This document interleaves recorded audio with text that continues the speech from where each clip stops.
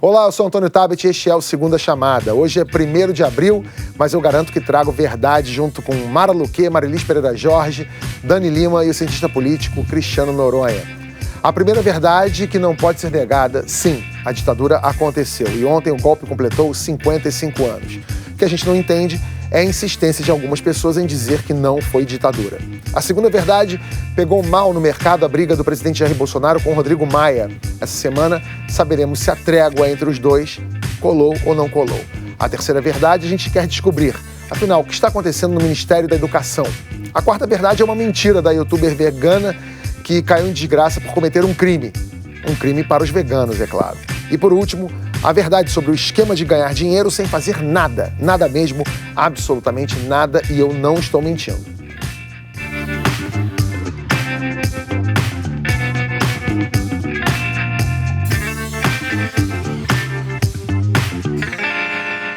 Você acha ruim receber aquelas mensagens da sua tia no WhatsApp? GIF de bom dia, corrente, fake news do dia inteiro. Bom, eu também acho um saco, mas acredite, tem coisa pior por aí.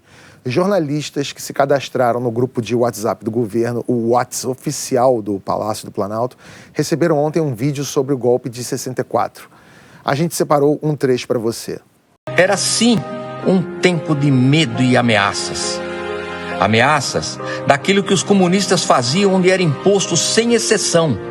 Prendiam e matavam os seus próprios compatriotas. Havia, sim, muito medo no ar. Greve nas fábricas, insegurança em todos os lugares. Foi aí que, conclamado por jornais, rádios, TVs e principalmente pelo povo na rua, povo de verdade, pais, mães, igreja, que o Brasil lembrou que possuía um exército nacional e apelou a ele. Foi só aí que a escuridão, graças a Deus, foi passando e fez-se a luz. A bandeira verde e amarela voltou a tremular e o medo deu lugar à confiança no futuro. O exército nos salvou. O exército nos salvou. Não há como negar. E tudo isso aconteceu num dia como um de hoje. Um 31 de março. Não dá para mudar a história. Ô Dani, por que o governo está tentando fazer com isso? Assim, ele diz que não dá para mudar a história, de fato não dá para mudar a história, a gente sabe o que aconteceu, né? Mas eles estão tentando mudar a história. É isso? O que é? Passo aquela, né? Tô brincando. Não, na verdade, eu acho que o governo tá... O governo não, né? Uma ala do governo... Uhum. E é uma estrutura, essa estrutura que cuida da comunicação, ela é ligada diretamente à presidência da República, tá? Então, assim, ela está atrelada ao gabinete do presidente, digamos assim, a SECOM, que é quem disparou aí o vídeo, embora não assuma a autoria. O presidente, esse é o discurso do Jair Bolsonaro há 28 anos, né? O Jair Bolsonaro... quando o deputado subia na tribuna para dizer que não foi golpe, que os militares tinham, na verdade, prestado um favor, que foi revolução, que morreu pouca gente, ele já chegou a dizer isso, que no Brasil teve esse problema porque matou pouca gente. Então, assim, na verdade, o grande problema é estrutura de Estado, se foi usada para isso, porque um bracinho a gente já sabe, né? Alguém usou o número da presidência para poder disparar ali no WhatsApp o vídeo. Mas quem pagou o vídeo? É um vídeo, teve produção, sai do preto e branco para uma cor, ele foi filmado, tem um roteirinho. Quem pagou por ele? Né? Foi o governo? E aí, se foi o governo que pagou para fazer um vídeo em homenagem a um golpe, né, em homenagem à ditadura, ou ainda que seja um desagravo, talvez homenagem não seja a palavra certa, mas um desagravo, isso é correto? Eu acho que não, mas por que é que ele está fazendo isso? Na verdade, esse é o Jair Bolsonaro há quase 30 anos. Marilis, você acha que isso é só um desagravo ou é uma resposta para essa narrativa, esse fla-flu que a gente vive há muito tempo? Porque, assim, a esquerda, quando fala da ditadura, do golpe militar, ela também sublima algumas circunstâncias da época, né? Por exemplo, o golpe militar naquela época teve uma aprovação popular. E é verdade, isso é fato também é história. E ele fala disso no vídeo.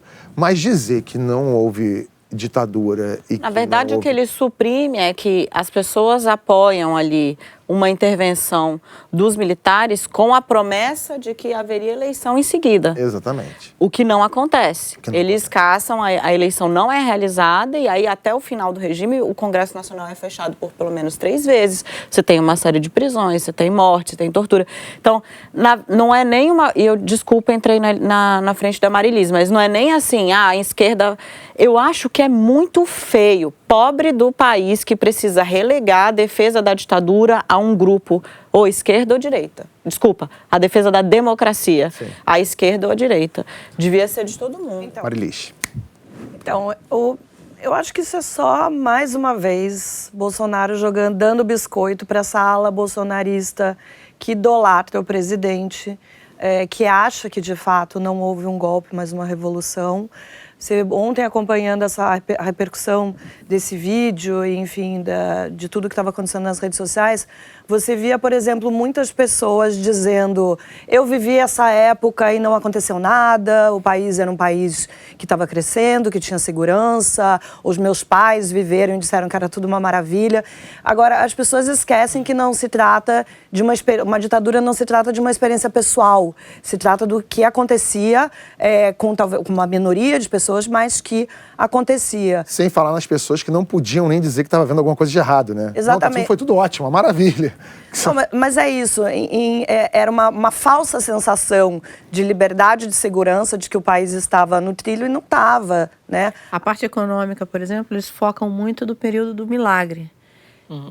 Mas a ditadura nos jogou na recessão que só está sendo superada agora pela recessão que a Dilma jogou a gente, porque a década de 80 foi perdida por conta disso. Por que as pessoas esquecem disso, Mara? Da inflação, que era um absurdo, do crescimento que despencou. Por que as pessoas esquecem disso e só focam, enfim, né, nessas experiências pessoais? Eles pegam o período do milagre econômico, que foi no início dos anos 70, e acabou. A partir daí, depois vem o choque do petróleo, enfim, vem toda...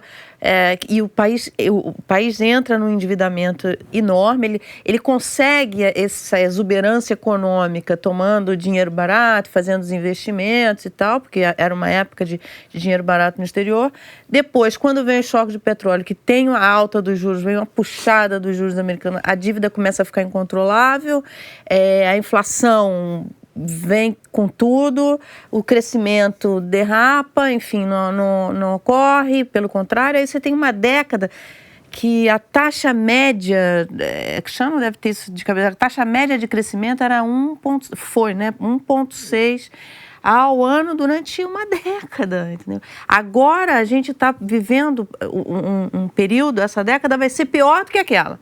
Porque a taxa média, o número da GV, se eu não me engano, dá 0,6, que é o que está projetado até agora, de crescimento anual, o que é baixíssimo. Nada. Que é nada. Então, quer dizer, a ditadura militar empurrou a gente para esse período que eles esquecem de falar, que foi para colocar isso em ordem, para conseguir dominar a inflação, levou muito tempo.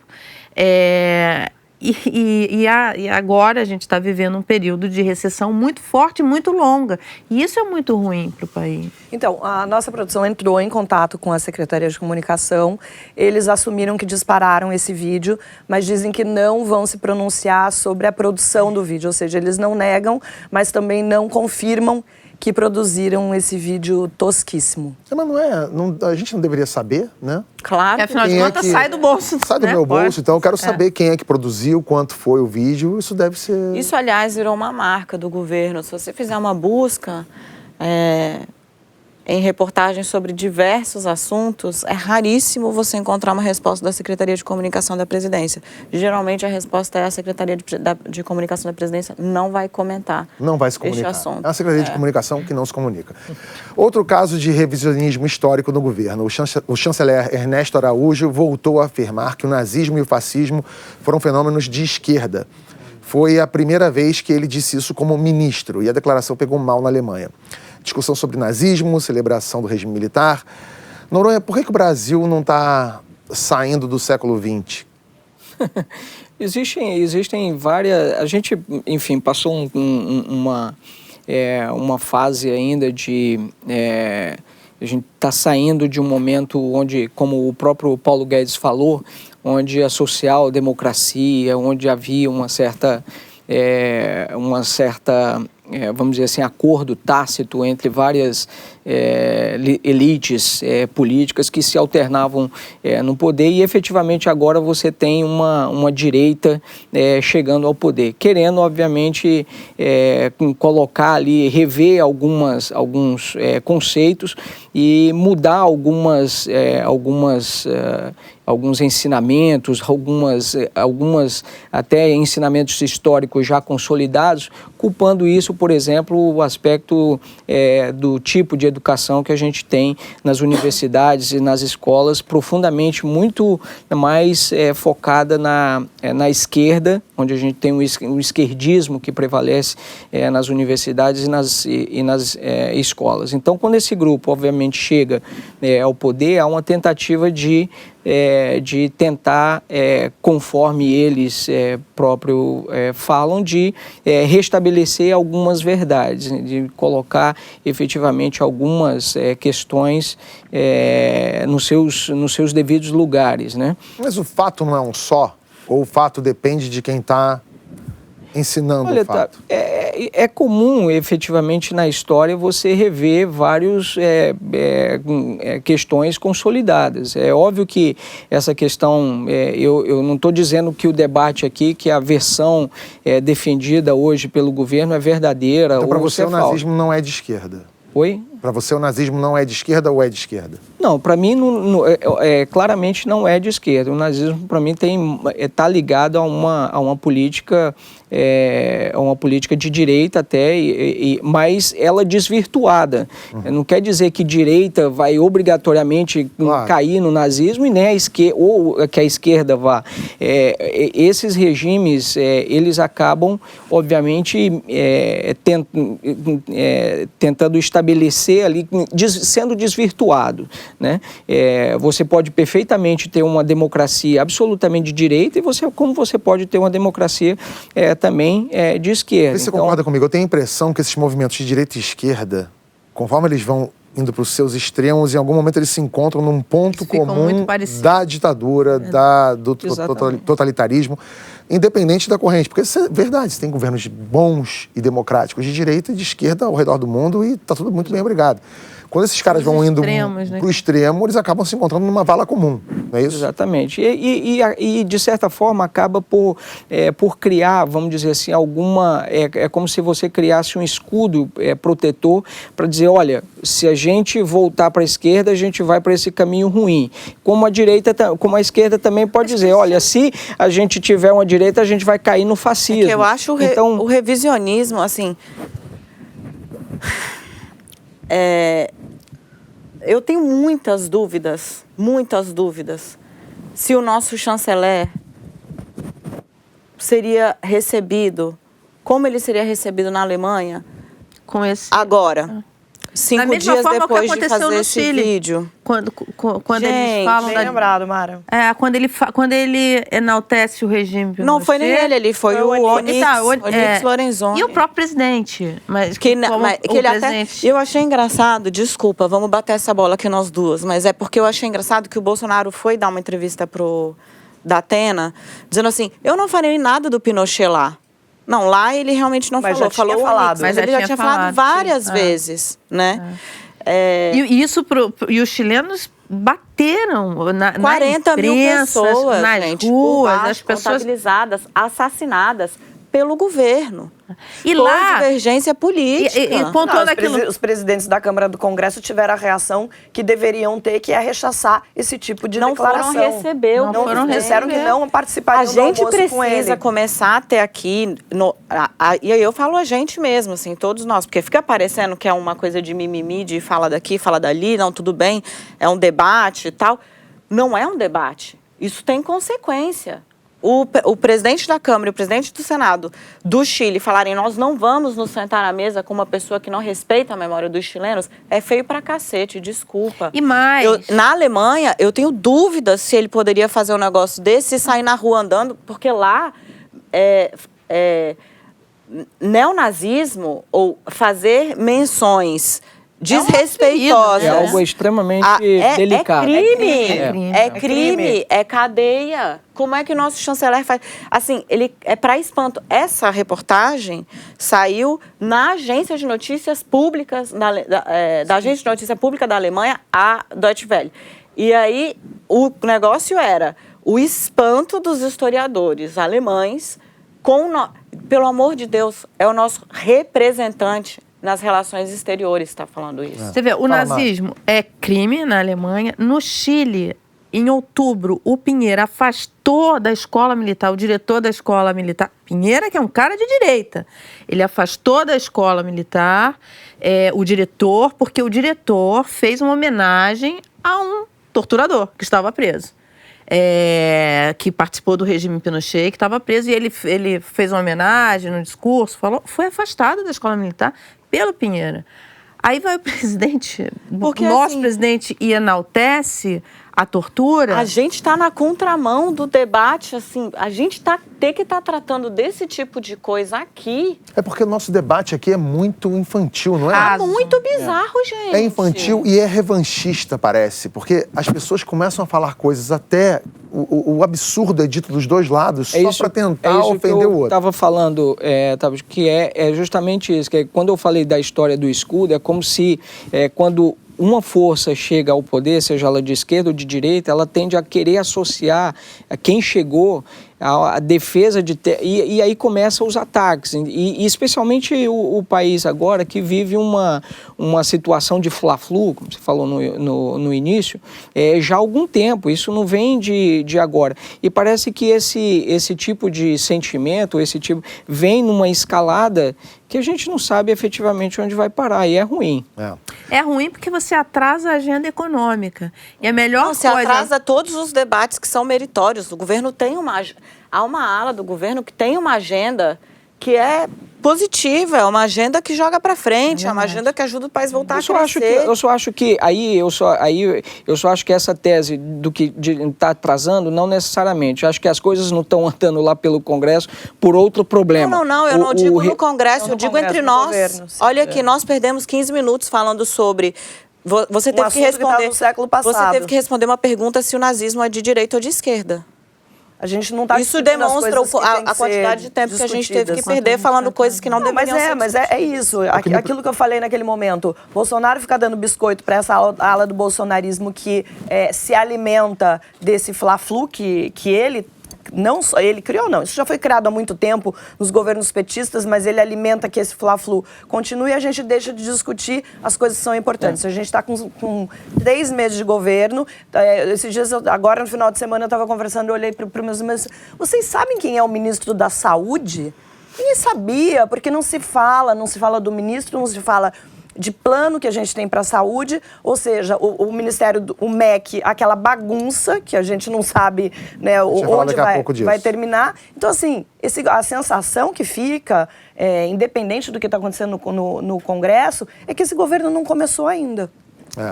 Acho que o maior problema é em relação às relações internacionais, porque hoje em dia um país sozinho não se move e essas pataquadas elas vão atrapalhar a gente daqui para frente em alguns momentos. Falando nisso, o Bolsonaro está agora em solo sagrado para judeus, cristãos e muçulmanos. Ele embarcou sábado para Israel. Assim como nos tempos bíblicos, Jerusalém está no centro das atenções dessa viagem. Israel considera a cidade sua capital indivisível. Os palestinos reivindicam a parte oriental de Jerusalém. Donald Trump mudou a embaixada americana em Israel para Jerusalém e Bolsonaro dizia que ia fazer o mesmo. Mas no final, prometeu a abertura de um escritório de negócios na cidade.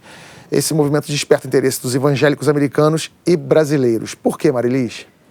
Bom, primeiro essa coisa dele ter anunciado que vai abrir um escritório a 65 quilômetros de um lugar onde já existe uma embaixada, não faz o menor sentido. O Brasil só tem escritórios em lugares onde não tem uma relação diplomática plena. Essa questão para os evangélicos é, de fato, importante tanto aqui quanto nos Estados Unidos, porque os evangélicos acreditam que a Jerusalém é a capital do Estado de Israel, é uma verdade absoluta que está na Bíblia, e principalmente isso seria uma condição para que Jesus Cristo voltasse à Terra. Eles esperam esse dia, essa mudança de capital, para que isso aconteça. Agora, o estrago que isso pode... Para os Estados Unidos, talvez isso não cause um grande estrago nas questões comerciais. Agora, para o Brasil, isso pode ser bastante complicado. A gente exporta uma quantidade de carne bovina e de aves muito grande, porque assim, o Brasil é um grande exportador de carne halal que atende todos os critérios da carne islâmica, né, de como os muçulmanos consomem esse tipo de carne, e o Brasil é um grande exportador. Isso pra gente, Tabet, pode ser, de fato, um problema sério, porque assim, com a Palestina a gente não tem grandes acordos comerciais. Agora, a Liga Árabe está muito incomodada com o que está acontecendo. Por isso que houve até também essa vamos dizer assim, redução nesse movimento, né? Houve quando o país decide abrir, na verdade, um escritório de representação comercial, o corpo diplomático entende isso até como uma certa cautela e até uma questão mais delicada, quer dizer, não se pode mudar a embaixada. Ao mesmo tempo, ele retoma uma promessa que havia feito durante a campanha, mas justamente por esse problema, por esse aspecto comercial de balança que a Marilis falou, e até alertado pelo Ministério da Agricultura, pela bancada ruralista, que houve essa mudança, essa decisão de se abrir um escritório de representação comercial e não a embaixada. Foi justamente nessa preocupação. Óbvio que quando o governo faz esse movimento, acaba desagradando aos dois lados. Mas é um movimento intermediário que busca, pelo menos, reduzir um pouco desse mal-estar. Mas esse movimento, né? Esse movimento que está sendo feito só para resolver um problema anterior, que foi a declaração do presidente. É isso que eu ia falar, fazer agora. O presidente está fazendo um movimento, gastando dinheiro, fazendo tudo isso, depois de ter esse porque abrir um escritório de representação custa dinheiro. Só para falar... Não, o problema é que ele chega e fala, a embaixada vai ser lá. E aí gera uma reação, gera uma comoção, ele toma porrada de tudo que é lado. Aí vem o general Mourão, diz que não é bem assim. E aí o que ele faz? Ele não faz a embaixada, não transfere a embaixada, e ele abre um escritório. Ou seja, quem criou a expectativa de ter a embaixada lá não fica plenamente satisfeito. E quem era contra também fica contrariado. Ou seja, ele desagrada gregos e troianos. Tem uma coisa, talvez essa história não tenha terminado ainda, seja só um capítulo. Silas Malafaia, o pastor Silas Malafaia, foi para as redes sociais dizer que ele conversou com o Bolsonaro e que o Bolsonaro disse que isso é só uma etapa desta mudança, que ele, como o Trump mesmo não tinha feito essa mudança tão rapidamente, que em 100 dias ele não faria, mas que sim, ele vai fazer, enfim, em algum prazo aí que não foi estabelecido. E o Malafaia ainda vira e fala que o Bolsonaro vai ter que ser homem para cumprir a palavra dele. Então, assim, por um lado você pensa que a coisa está resolvida, não, vamos lá abrir esse escritório e Netanyahu vai ficar feliz com esse escritório, tudo bem, mas talvez essa história não termine por aí, não. E acima disso tudo está Jesus, né? Que lá de onde ele estiver, ele pensa, bom, para eu voltar eu dependo de uma assinatura que depende dos movimentos diplomáticos capitaneados por Silas Malafaia.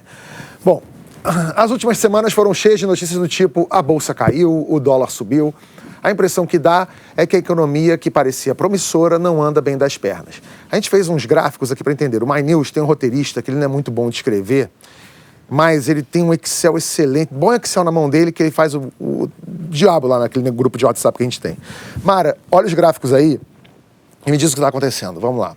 Essa é a cotação do dólar nas últimas 2 semanas, desde que começou a troca de farpas entre o Bolsonaro e o Rodrigo Maia. 28/3 foi quarta-feira, né? Foi quando o Paulo Guedes estava no Senado. No Senado. Aqui foi o ápice do estresse, porque quando o Paulo Guedes fala que se o presidente não quer, se o Congresso não quer, que ele vai embora.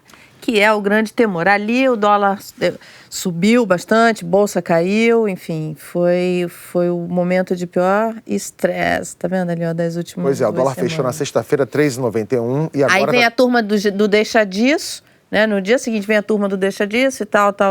Ele foi tomar café da manhã com o Rodrigo Maia.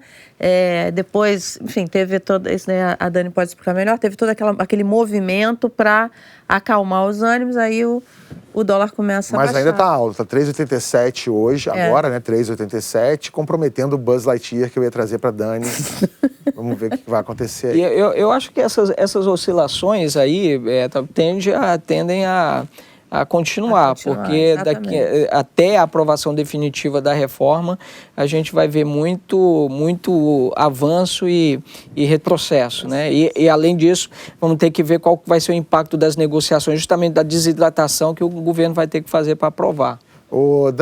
Bia, mostra o outro gráfico pra gente, por favor. Esse aí é a cotação diária do dólar desde o começo. Olha só a expectativa, olha que interessante, a expectativa do mercado era muito favorável. Olha como ele cai ali, que havia uma expectativa muito boa de que esse governo vinha com essa proposta liberal e que ia fazer as reformas.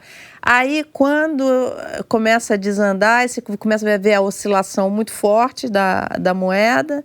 E aí já ali, ó, subindo a tendência, e é como o Cristiano falou, isso vai se manter, porque o mercado, né, os agentes econômicos, os investidores, eles estavam com o chamado Kit Brasil.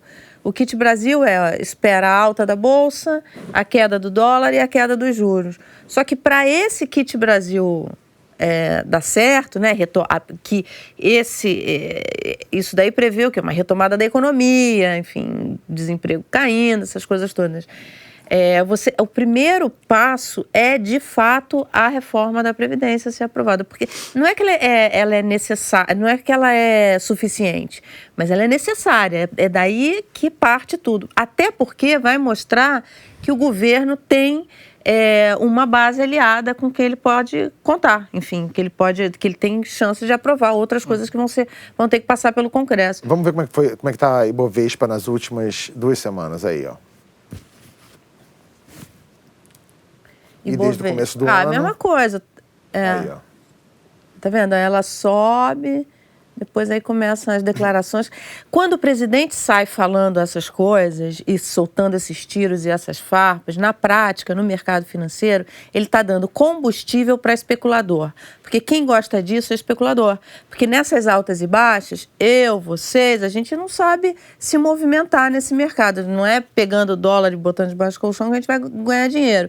Agora, especulador sabe. Especulador adora isso. O especulador deve estar amando o presidente Bolsonaro. Porque esse tipo de declaração é combustível puro para especulador, para a especulação no mercado financeiro. Quer dizer, ele não se traduz quando você tem um governo que dá sinalizações claras de que vai retomar, vai fazer as reformas necessárias, vai fazer todo um movimento para a retomada da economia, você joga a economia numa tendência de alta e de expectativas de alta, que isso vai alimentar investimentos, que vai gerar emprego, que vai fazer...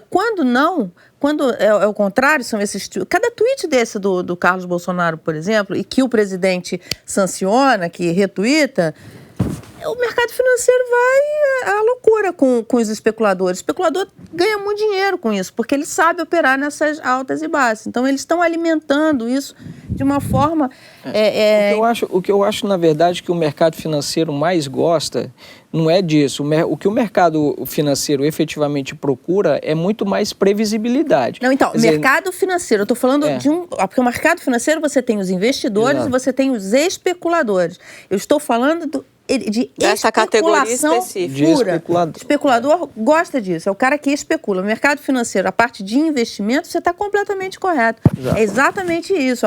O cara de investimento, ele quer previsibilidade. E é esse dinheiro que some ali quando o cara vem no... Porque esse Porque quando dinheiro... muita gente perde dinheiro ou deixa de ganhar, o especulador ganha muito dinheiro. Exatamente. E o que o presidente está fazendo, ele, ao invés de dar sinalizações e dar essa certeza certeza, essa previsibilidade que o investidor, o empresário, o investidor quer para fazer um investimento efetivamente no país, ele não dá, ele não está dando. Ele está dando munição, ele está alimentando o especulador ganha. Pois é, e essa semana, o dia de maior tensão deve ser na quarta, quando o Paulo Guedes vai na Comissão de Justiça da Câmara. Dani, vai pegar fogo o Paulo Guedes de novo lá? Vai ser igual a semana passada, que teve treta, dedo na cara? Semana passada ele não foi, na né? semana... Não, semana passada ele foi no tinha Senado. que ir na terça-feira. Não foi, mas tô falando aquele bate-boca que ele teve com a... Depois ele foi no Senado. Ali ele foi no Senado, Senado. Mas ali no Senado eu até achei que...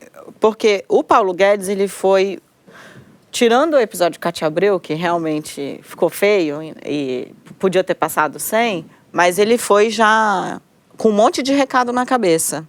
Ele usou ali a comissão. Foi bem pesado, ele teve que falar bastante e tal, recado, mas... inclusive para o presidente.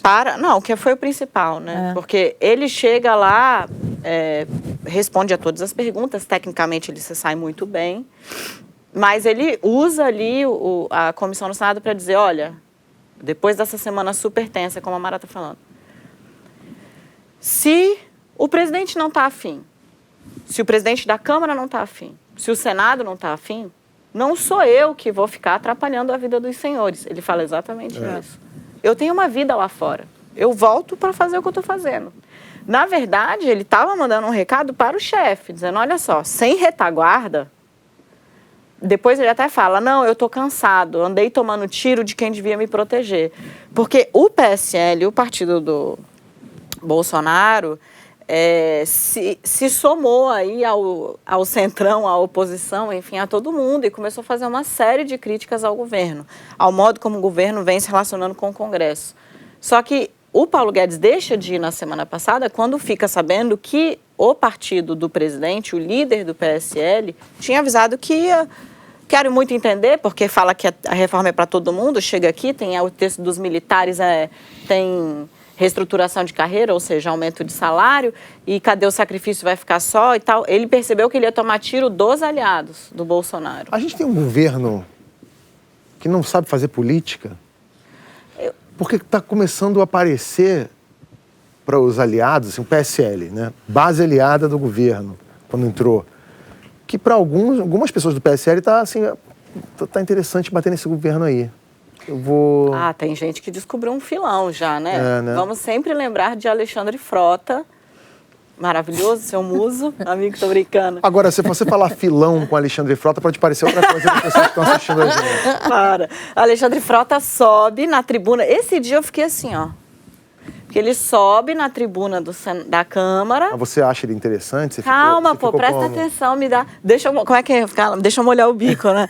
Sobe na tribuna da Câmara com uma laranja, no meio do escândalo do Queiroz. Aí ele corta a laranja e ele faz suco de laranja na tribuna. Ele espreme a laranja e fala, laranja não vai ter vez, laranja tem que ir pra...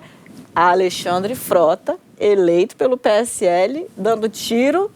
No caso, Queiroz, do Flávio Bolsonaro. Eu acho interessante. Eles usam muito isso no discurso, mas quando foi para valer, o Bolsonaro chamou o PSL, que estava ensaiando uma candidatura ou não apoiar o Rodrigo Maia, foi chamado, fechou questão ao favor do Rodrigo Maia. O PSL, o líder, como você falou, criticou o projeto de lei dos militares, foi chamado lá pelo presidente, enquadrou o partido, fechou questão agora a favor do... Fechou questão então, mais ou menos, né? Não, fechou questão, está decidido que está fechado questão. Agora, a penalidade, aí vai depender, depois, mas que o partido já fechou questão, já fechou. Que a gente precisa ver o voto. Você conta todo dia, vocês têm uma contagem dos votos a favor e contra a reforma da Previdência, não tem lá? Vocês não fazem esse... A gente faz também um monitoramento sobre o apoio do partido em cada uma das votações e a gente faz também pesquisas regulares com os parlamentares sobre os temas relevantes. Aliás, essa semana deve sair uma pesquisa nossa sobre como é que está o relacionamento entre o Executivo e o Legislativo. Conta aí pra gente como é que está essa... Não posso agora, porque os dados ainda estão sendo tabulados. O Cristiano citou sobre o fechamento de questão, é verdade, teve. Eu vou esperar para ver entregar, porque a última demonstração de apoio, suporte, apreço do partido do presidente que a gente teve No Congresso foi a votação da PEC, que estrangula a capacidade de manejo do governo no orçamento, né? Amplia o poder dos deputados. Eu nem vejo como pauta bomba, eu vejo mais como uma demonstração de poder. Então, e aí só 6 caras votaram com o governo no segundo turno, acho que todos do PSL, esses 6, mas o partido tem 55, 54. Mas acontece o seguinte, essa PEC, ela vai para o Senado e essa semana eles já vão modificar, o que obriga a matéria a voltar para a Câmara e lá o reinício dela de toda a etapa. Começa a CCJ, comissão especial, votação em 2 turnos. Eu vou esperar para ver. Ou seja, pode ser a questão mesmo, não. Então vai ter um reinício dessa discussão. Não sei como é que isso vai andar agora lá na Câmara nesse retorno também. Eu vou esperar para ver, porque quando o Bolsonaro ele briga com o Rodrigo Maia, presidente da Câmara, o Rodrigo ele está muito blindado ali por uma série de agentes de outros partidos, do partido dele, enfim. E ele está trabalhando pessoalmente para que o Senado mantenha o texto como a Câmara aprovou. Vai ser uma queda de braço, e eu acho, inclusive, que essa passagem dessa PEC que eu falei do orçamento no Senado vai ser importante de acompanhar, porque se der o que o Cristiano está falando, sinal de que lá, pelo menos, o governo conseguiu apaziguar. Lembrando que no Senado, o líder do governo é o Fernando Bezerra, que é do MDB. É um senador já experimentado, tem trânsito, etc. e tal. Lá no Senado, a liderança do governo ficou com gente que já fez ou sabe como é que funciona o parlamento. Na Câmara, o jogo é um pouco diferente. Mas se voltar, se tiver mudança, sinal de que o governo conseguiu fazer alguma coisa no Senado. Se ele passar batido direto, como o Rodrigo Maia está trabalhando para fazer, aí... Agora, só para reforçar, o fechamento de questão, ele se refere em relação à reforma da Previdência, sim. Que é o que é para o governo efetivamente. Agora é interessante, porque eu não sei se é impressão minha, mas eu vi nessa última semana um movimento de empresários, setor financeiro, líderes empresariais ali, apoiando o Maia. O Maia começa a despontar como um primeiro-ministro, porque eles começam a ficar... Você viu até declarações dizendo que o Bolsonaro é a Dilma... De calça. De calça, de farda, enfim.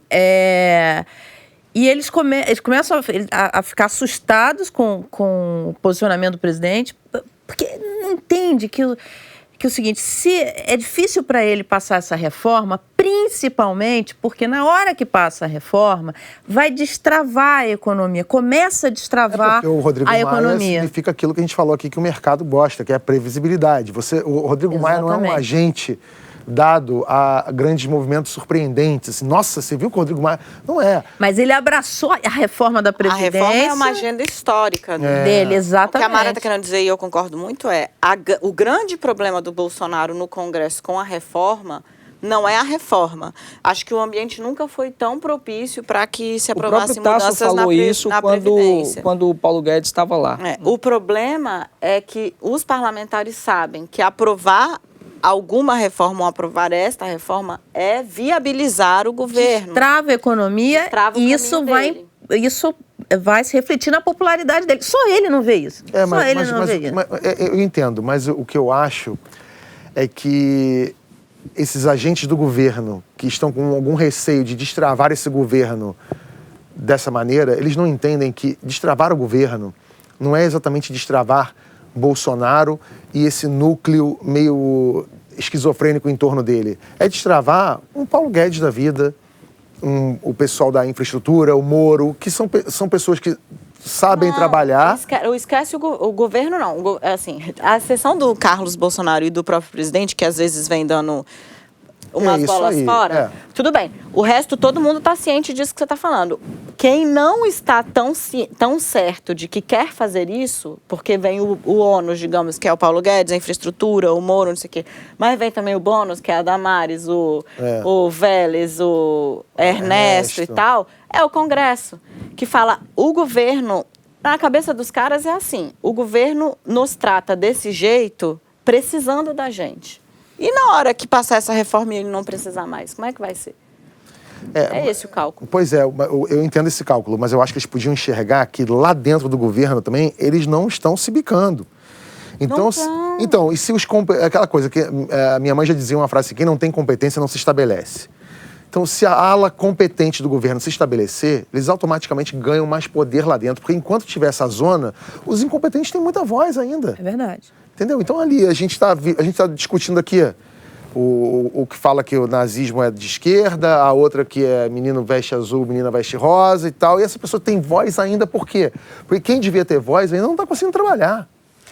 Mas será que é por isso ou é porque o presidente, de certa forma, usa? Essa é a grande questão sobre a comunicação do Bolsonaro. Eu entendo. Onde ele coloca o holofote dele, que é quando os empresários que falavam muito, fala mais da Previdência mas eu ainda e menos tá sobre o Carnaval. em mandar o WhatsApp Eu entendo, mas eu ainda acho que não existe inteligência emocional para isso ser um movimento maquiavélico. Tudo eu não bem, acho que eu seja concordo com você, mas planejado. Mas em termos de efeito, pouco importa se ele faz de propósito ou se é uma coisa meio que sem querer. O efeito é diversionista, né? Que tira o foco daquilo que deveria ser a principal preocupação. Agora, Cristiano, eu tenho uma dúvida, Cristiano e Dani. Por que a oposição não apresenta uma proposta de reforma da Previdência? Porque não interessa para qualquer oposição, não é só... Eu só vi um início de oposição responsável, efetivamente, quando o Lula assumiu o poder e o PSDB, quando você olha lá o mapa de votação, 50% do PSDB, 50% dos democratas votaram a favor da reforma da Previdência do Lula. Eles que impediram que um processo de impeachment contra o presidente não avançasse, né? Então, depois disso, para a oposição, quem está do outro campo, é muito melhor que quem está lá dê de cara no vidro e quebra a cara. Quanto pior, melhor. Exatamente, porque é assim que então não há nenhum candidato a presidente disputou essa última eleição dizendo que a reforma da Previdência não era importante. A gente antes de começar até o programa, a gente comentava, o Congresso Nacional aprovou em um dia 2 turnos de uma PEC do orçamento impositivo. Eu duvido que eles não tenham noção da importância da reforma da Previdência. Eu não estou pedindo que aprovem a reforma da Previdência em um dia, mas poderia ser em bem menos tempo, economizando aí muitos, salvando, aliás, a criação de milhares de empregos, inclusive, porque eu acho que gerando PEC, uma riqueza extraordinária. Ela já tinha passado nas comissões, ela estava pronta para ir para o plenário, eles só tiraram da gaveta e derrubaram o interstício, né? Eu lembro, é óbvio que acordo de líder resolve tudo, mas no caso de uma mas... PEC, eu acho que você tem as sessões regimentais, 20 sessões, por exemplo, na comissão especial, e isso você não pode atropelar. Pode. Quando há acordo de líder, você quebra qualquer coisa. Uma PEC do trabalho escravo foi aprovado pela Câmara e pelo Senado em 2 semanas. O negócio é ter, de fato, a oposição não fecha com a reforma da Previdência. O problema é essa falta de unidade. Teve controvérsia sobre a taxa de desemprego no Brasil. Saíram os números do IBGE para os meses de dezembro a fevereiro. A taxa de desempregados está em 12,4%, um aumento de 0,9 ponto percentual em relação ao trimestre anterior. Saiu em toda a imprensa e Bolsonaro reagiu dizendo que este foi o fevereiro com o maior saldo de contratações dos últimos 5 anos, segundo o CAGED. Mara, por que os números do CAGED e do IBGE são tão discrepantes? Ele focou no CAGED porque o CAGED pega um mês específico. E o IBGE pega um trimestre, não é isso? O ponto aí, talvez, também é que é exatamente isso como a Mara falou. Quer dizer, o CAGED, ele vê o saldo, quer dizer, demissões, menos contratações, que aconteceu no mês imediatamente anterior. Menos demissões. Do mês imediatamente anterior.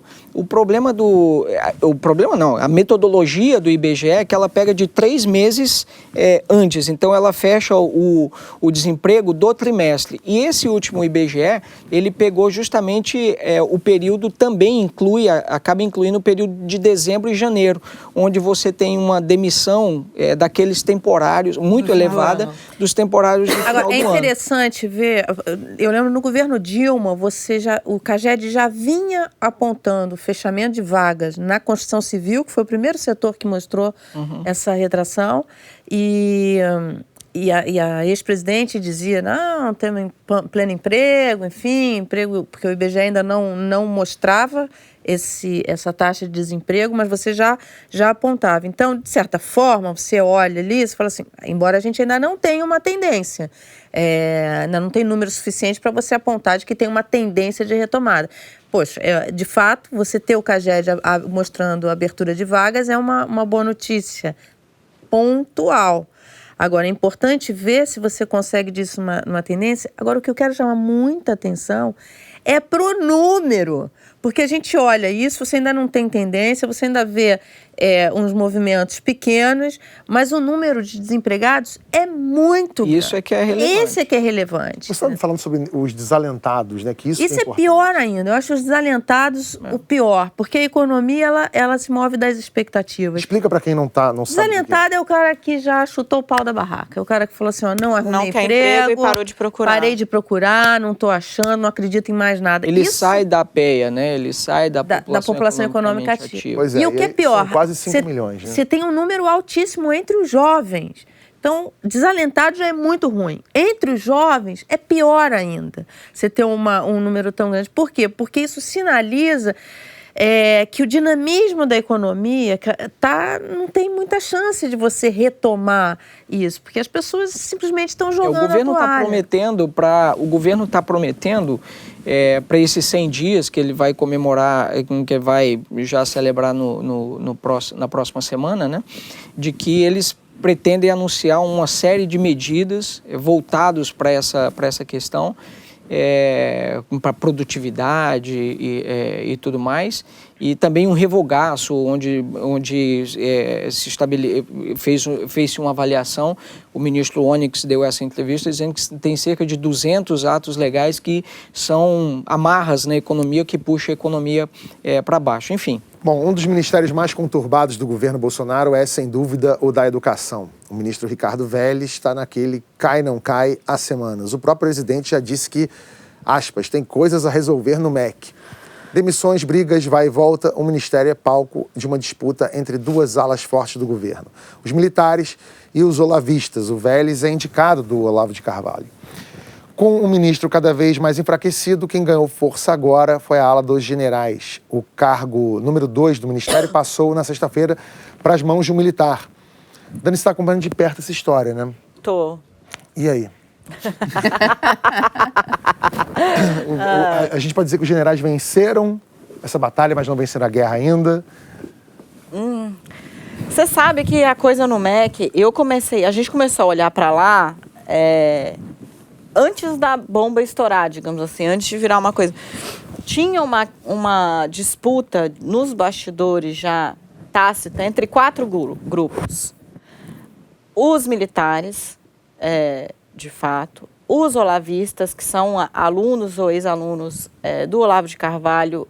O Ricardo Vélez tem essa interface muito forte, porque foi, né? Veio de lá. Você tinha ali também os técnicos, né? E o pessoal, digamos assim, técnico / político, que tinha um pouco disso. Por exemplo, o ex-número 2, o Tosi, ele era um quadro técnico, mas era do Instituto Paula Souza, lá de São Paulo. Então, rapidamente, o Olavo, por exemplo, associou ele aos tucanos. Quando essa disputa começou a acontecer ali atrás, a queda de braço já foi afunilando entre quem realmente tem força. Um é o Olavo de Carvalho, porque ele tem base social. Não só base social, ele tem uma interface muito forte com os filhos do presidente. Com o próprio também, mas com os filhos bastante mais o Eduardo Bolsonaro. E os militares, porque, bom, os militares são um dos pilares de sustentação do governo. Agora, essa coisa chegou no auge, e é muito engraçado ver que o ministro virou uma peça absolutamente dispensável nesse jogo. Porque ele não consegue mais nomear ninguém sozinho. Ele é desautorizado o tempo todo. O tempo todo. Ele sugeriu esse nome que emplacou agora, que é militar, foi o terceiro nome que apareceu. Primeiro ele indicou um cara que era o adjunto do Tosi, o Planalto vetou. Depois ele indicou a tal da Iolene, que era uma educadora chegada nos evangélicos também. O Planalto vetou. E aí apareceu o general passou. É. Agora o que a gente pergunta, o que está acontecendo esses militares que entram para tentar fazer o Ministério começar a andar. Porque vários programas foram parados, o cronograma que o MEC tinha feito ainda na transição está totalmente fora de ordem. Tem vários secretários de Estado já muito preocupados e dizendo, olha, se o material didático, tudo isso não tivesse sido acertado no ano passado, a gente estaria com problemas muito graves. Aí, essa semana, a coisa começou a ganhar contornos de vida real, semana passada, porque gente que tem o FIES não está conseguindo estudar porque o Ministério não está emitindo um documento que eles precisam apresentar nas faculdades. Então, você viu um monte de depoimento de aluno desesperado porque não está conseguindo ir para aula.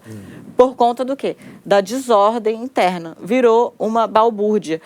Porque, além de tudo isso, quando eles assumem, vem essa coisa do expurgo, né? Expurgar os petistas. Era Temer, mas vinha... Então, vários quadros que estavam ali no MEC, pelo menos nos últimos 2 anos, do Mendonça Filho até a chegada do novo governo, saíram. E é especialmente uma pasta que eles têm muito receio em relação a isso.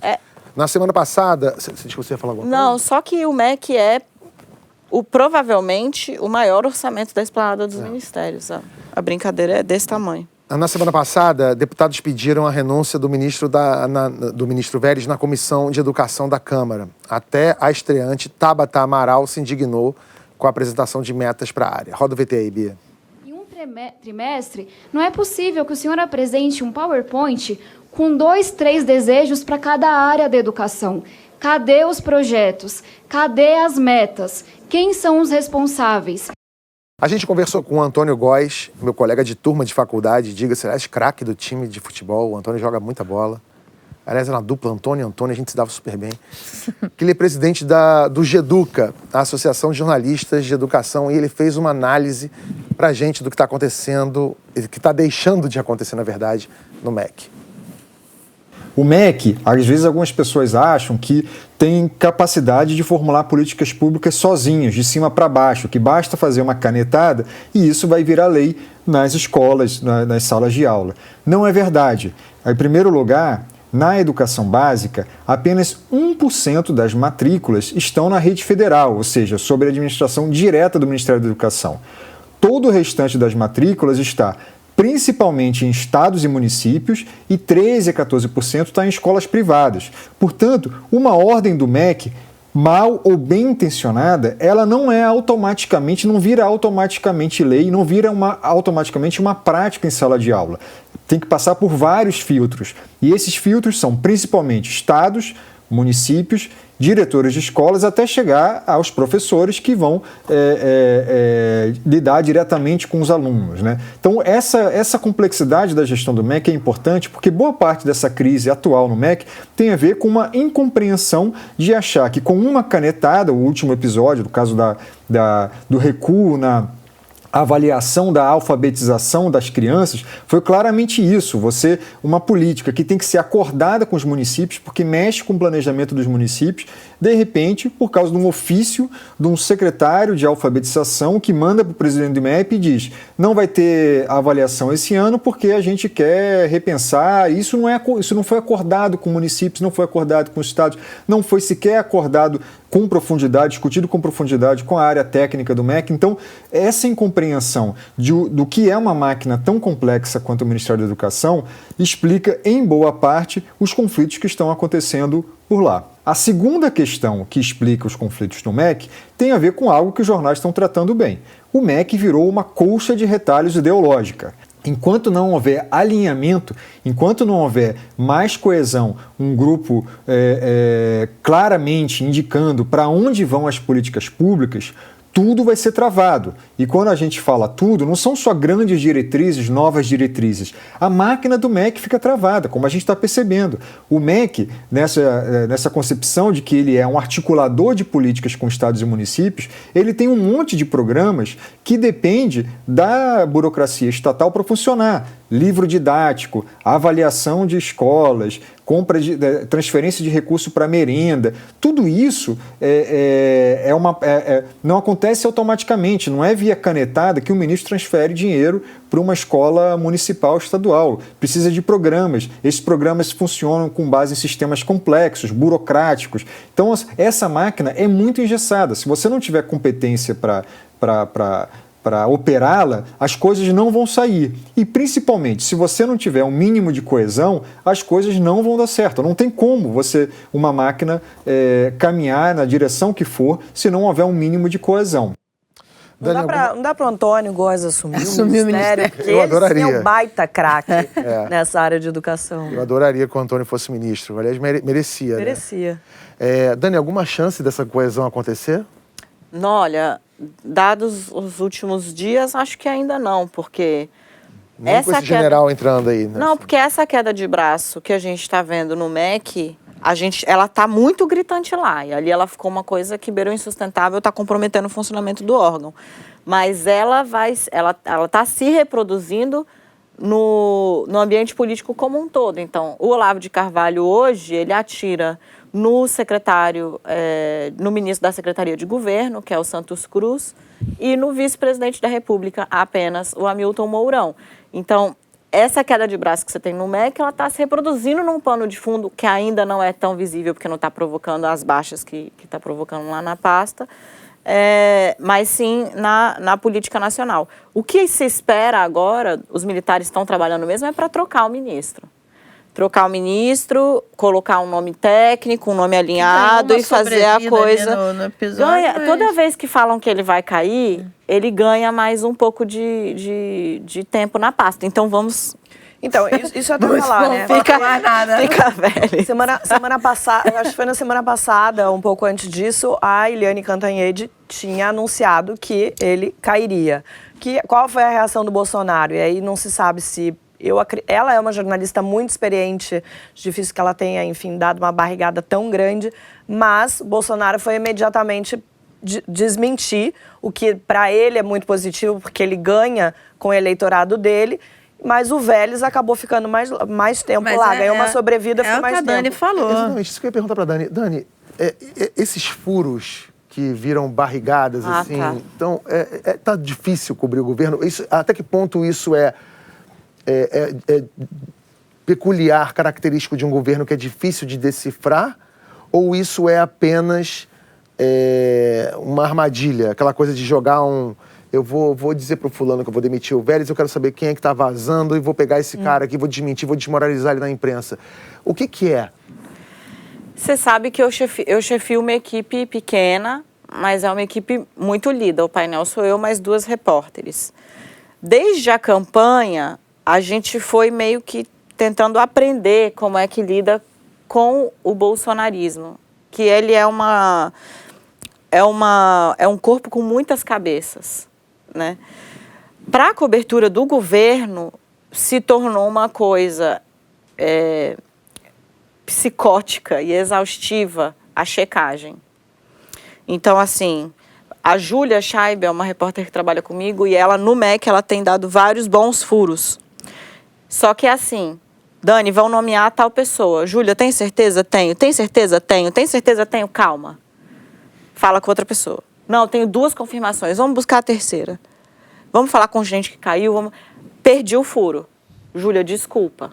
Mas entre isso e você tomar um desmentido, eu prefiro que a gente perca esse. Mas o que acontece no bolsonarismo, Dani, é que nem isso te resolve de não tomar um mesmo que você tenha falado com 3 pessoas, você pode dar o furo, já ainda ser desmentida. E aí, o que não acontece? Não porque não tivesse, mas porque muda. E aí, o que acontece? Desculpa interromper vocês, mas esse é o foco da minha pergunta.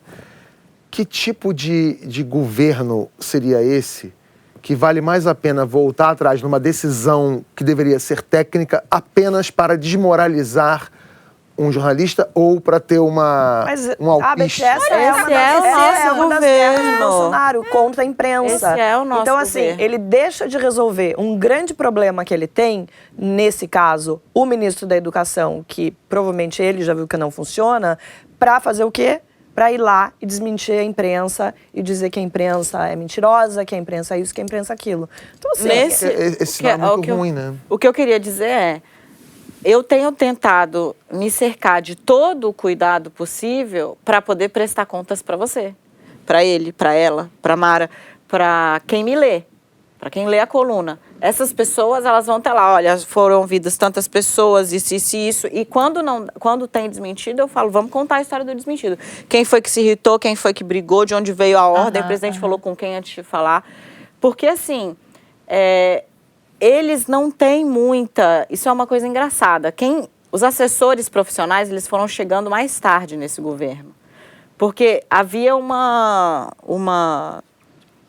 ideia de que isso era dispensável de saída. A impressão que eu fiquei é essa. Então, quando eles chegam, já vai melhorando um pouco o ambiente, mas não se consegue mudar de tudo, entendeu? Eles têm uma visão muito deturpada do que é a imprensa, e não adianta.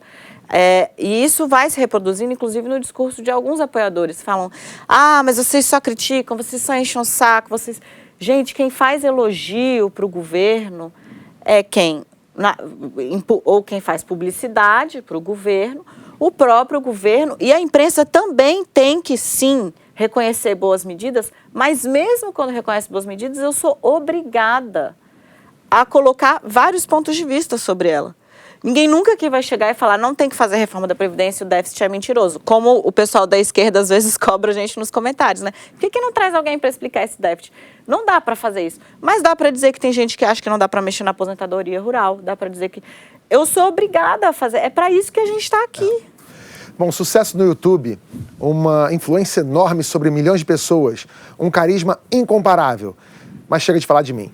Outra pessoa com essas características é Iovana Mendonça Aires. Ou melhor, era conhecida como Rawvana, num jogo de palavras que mistura raw, que significa cru em inglês. Ela tinha 2 milhões de inscritos no YouTube, mais de 1 milhão de seguidores no Instagram. Essa gente toda estava interessada no que ela tinha a dizer sobre o crudiveganismo, um estilo de vida vegano em que todos os alimentos são consumidos crus. Rawvana, como ela era conhecida, compartilhava receitas e defendia com paixão o crudiveganismo. Ela caiu em desgraça após ser flagrada cometendo um crime imperdoável para a comunidade. Ela comeu um peixe. Marilis, as pessoas que seguem os conselhos de vida, estilo de vida no YouTube, ela está muito sujeita a se decepcionar em algum momento, não está? Tá, Beth, mas assim, o YouTube já cresceu tanto, tem muita gente séria fazendo trabalhos sérios, pessoas que são preparadas. Tem gente que tem informação. Tirando esse canal aqui, mais uns 2. Vou procurar o nome de uma mulher que eu sigo aqui, que ela, por exemplo, condena todo tipo de dieta, fala que as pessoas têm que só aprender a comer e não ficar mergulhando. Mas assim, não, eu tô brincando, óbvio, é evidente, eu tô fazendo um comentário jocoso, assim, com esses caras assim, você vê os moleques se jogando em banheira de Nutella. Pois é óbvio que tá cheio de gente oportunista, que não tem formação, que não tem preparação, que não tem conhecimento, que vai lá, fica gravando um monte de vídeo com soluções fáceis, ou às vezes muito mirabolantes, ou muito, incríveis, estapafúrdias, que acabam atraindo um tipo de gente que gosta, que acaba seguindo isso como se fosse um grande espetáculo.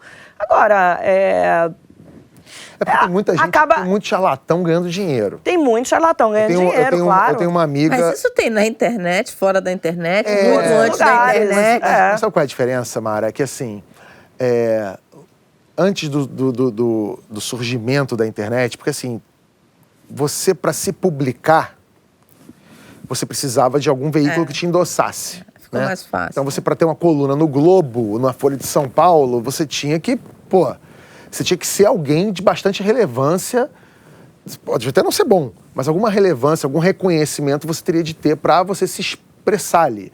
Quando você se expressa nesses ambientes, você, bem ou mal, você tem uma chancelinha ali, porque no teu cantinho tá ali a logo do YouTube, do Facebook, do Twitter, etc. E isso dá para uma pessoa que é ignorante... Sabe, tem uma coisa muito legal, que é a democratização da informação. Que é Hoje ótimo. Você tem tudo... Só que, claro, as pessoas não têm muito filtro do que consumir. Então, a gente vê isso com notícia de política. Qualquer coisa que você recebe no WhatsApp, qualquer Zé Mané que grava um vídeo no YouTube, às vezes você vai lá ver, tem 200 mil views, 1 milhão de views, a pessoa falando um monte de mentira, um monte de coisa que não tem fundamento. Mas eu acho que é positivo. Não dá pra gente ficar dizendo...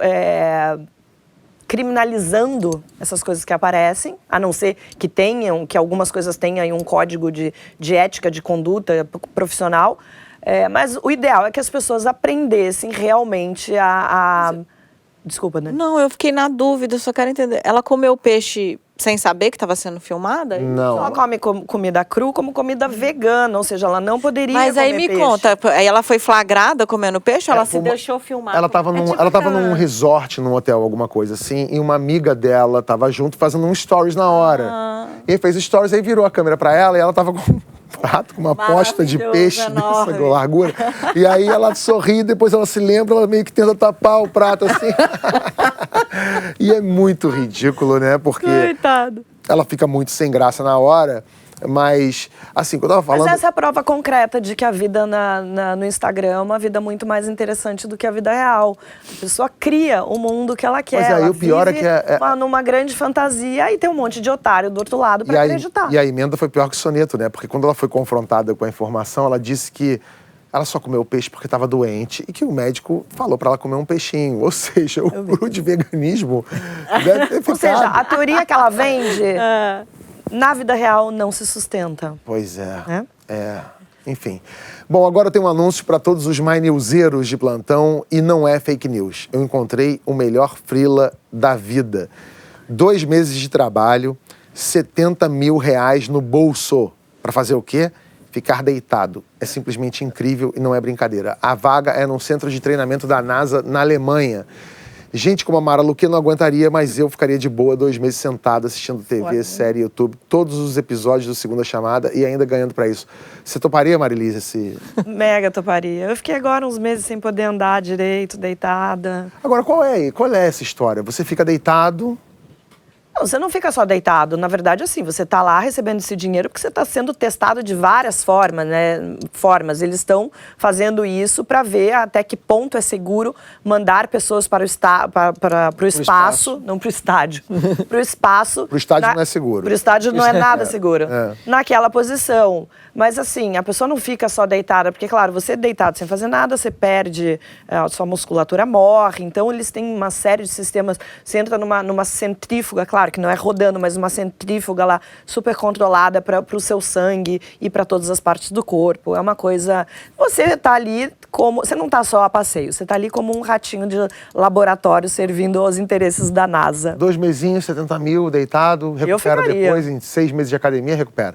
Sem internet ainda? Já pensou que maravilha, ficar só lendo Dani ali. não aguenta, não? Não. Eu não vou mentir, eu não vou cair na armadilha da minha amiga ali do cru de veganismo. Depois vocês já estão lá. Cadê a Daniela? Tô assim, ó, debaixo escondida do travesseiro, o telefone aqui.